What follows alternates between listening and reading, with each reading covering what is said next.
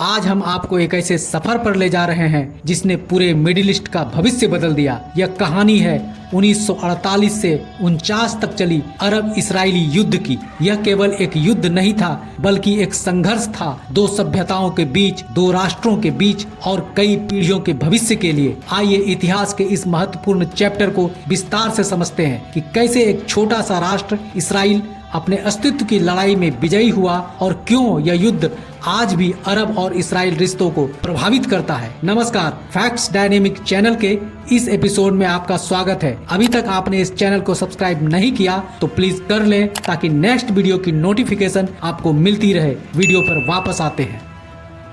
Chapter 2 अरब Israeli युद्ध 1948-49। 1945 में द्वितीय विश्व युद्ध समाप्त होने के बाद दुनिया को एक नई दिशा मिली। यूरोप में यहूदी समुदाय हॉलोकॉस्ट के दौरान भयानक नरसंहार का शिकार हुए थे। उनकी दुर्दशा ने दुनिया को झकझोर दिया था। इस दौरान यहूदी लोगों की नजरें उनकी ऐतिहासिक मातृभूमि फिलिस्तीन पर थी। 1947 में संयुक्त राष्ट्र ने फिलिस्तीन के विभाजन की योजना बनाई जिससे एक यहूदी और एक अरब राज्य की स्थापना हो सके, परंतु इस योजना को अरब राष्ट्रों ने अस्वीकार कर दिया और संघर्ष की लहरें उठने लगी। 14 मई 1948 को डेविड वेन गुरियन ने इसराइल के स्वतंत्र राष्ट्र के रूप में स्थापना की घोषणा की। यह घोषणा अरब दुनिया के लिए एक चुनौती थी क्योंकि अरब समुदाय इसे अपनी मातृभूमि मानता था। इस घोषणा के साथ ही युद्ध की शुरुआत हो गई।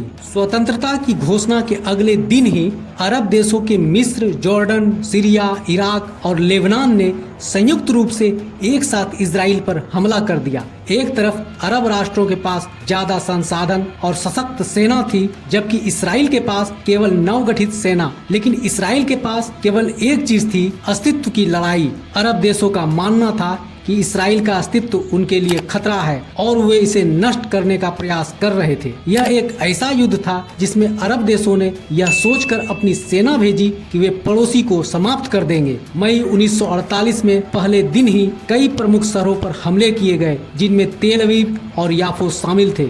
जून के प्रारंभ में अरब देशों को कुछ क्षेत्रीय सफलता मिली। इसराइल ने गुरिल्ला युद्ध और छोटे हमलों के जरिए अरब सेनाओं के बड़े बड़े टैंकों और बलों का सामना किया और युद्ध की दिशा बदलने के लिए कई रणनीतियां अपनाई। इसराइल ने सीरिया की सीमा के पास गोलान हाइट्स पर नियंत्रण स्थापित किया जो एक रणनीतिक स्थान था। जेरूसलम की लड़ाई बेहद कठिन थी। दोनों पक्षों ने शहर पर नियंत्रण पाने के लिए लगातार संघर्ष किया। अंततः इसराइल ने पश्चिमी जेरूसलम पर कब्जा कर लिया जबकि पूर्वी जेरूसलम पर कब्जा जॉर्डन के नियंत्रण में रहा। हालांकि अरब देशों के पास सशक्त सेना थी लेकिन उनकी सेनाओं के बीच आपसी तालमेल की कमी ने उन्हें कमजोर बना दिया और उनके राजनीतिक मतभेदों ने युद्ध को और जटिल बना दिया था। संयुक्त राष्ट्र के हस्तक्षेप के बाद 1949 में युद्ध विराम की स्थिति बनी। इस युद्ध में इसराइल ने न केवल अपनी रक्षा की बल्कि कई नए क्षेत्रों पर भी कब्जा कर लिया। मिस्र, जॉर्डन और अन्य अरब देशों के साथ अलग अलग संघर्ष विराम संधियां की गई।